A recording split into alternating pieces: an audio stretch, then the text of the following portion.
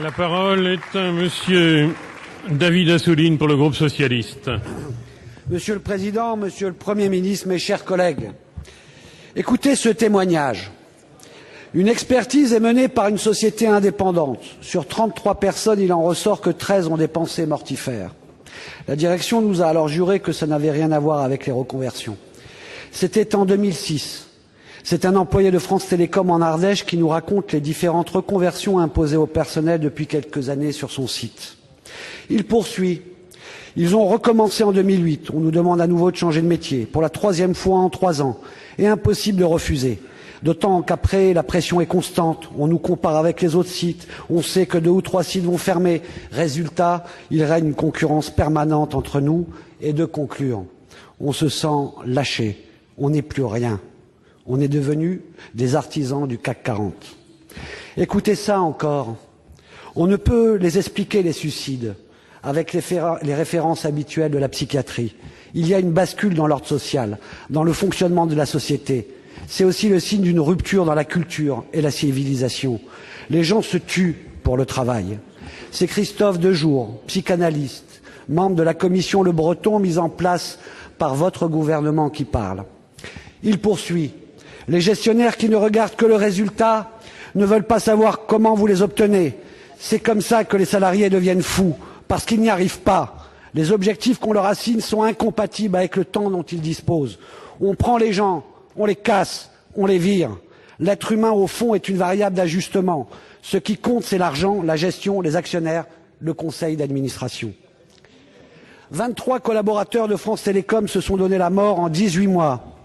Et souvenez-vous la série de suicides qui frappa le personnel du technocentre de Renault à Guyancourt, et l'on parlait déjà de la pression constante à la rentabilité pesant sur le personnel. Dans ce contexte, Monsieur le Premier ministre, vous arrive-t-il de vous interroger sur la politique de civilisation, sur la société, sur le mode de relation au travail, sur le type de management que vous avez encouragé avec votre si cher slogan « Travailler plus pour gagner plus ». Franchement, ne voyez-vous pas les dégâts énormes causés par votre idéologie et vos actes sur la qualité de la vie, du travail, des relations humaines et de nos valeurs? Oui, vos actes, libéralisation des heures supplémentaires, travail du dimanche, légalisation du prêt de main-d'œuvre, détricotage du code du travail, soumission à la fameuse refondation sociale voulue par le MEDEF. À l'heure où le président va encore nous parler dans les arènes mondiales du nouveau capitalisme, qui ne fait qu'ajouter à l'ancien, celui des cadences infernales et du travail en miettes, la solitude. Pensez-vous que le monde du travail recevra ces paroles autrement que comme des mots, toujours des mots, M-A-U-X? La parole est à Madame Nadine Morano, secrétaire d'État chargée de la famille et de la solidarité.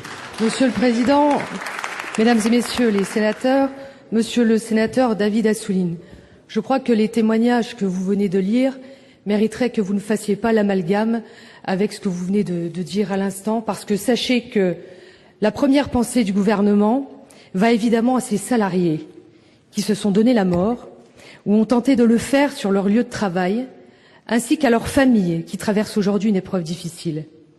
Les causes d'un tel geste sont souvent très complexes à déterminer.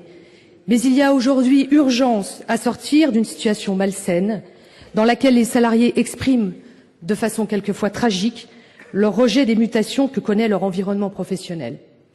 Tous les grands groupes connaissent des évolutions, des mutations qui supposent une adaptation des personnels.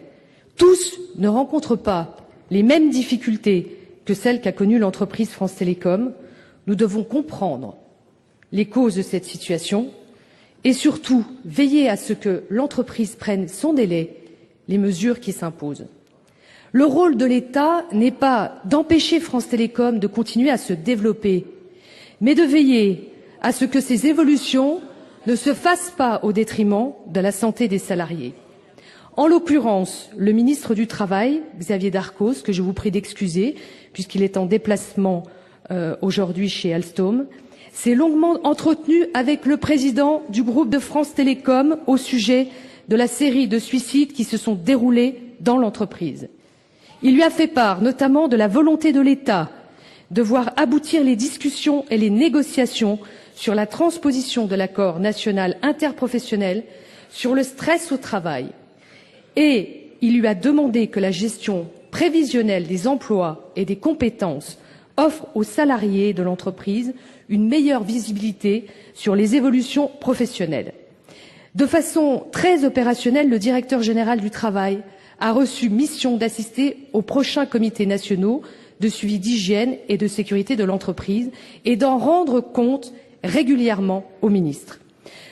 Vous le voyez, monsieur le sénateur, le gouvernement est très attentif à la situation et il a d'ailleurs demandé à son représentant de relayer sa position dès le conseil d'administration extraordinaire qui se tiendra la semaine prochaine.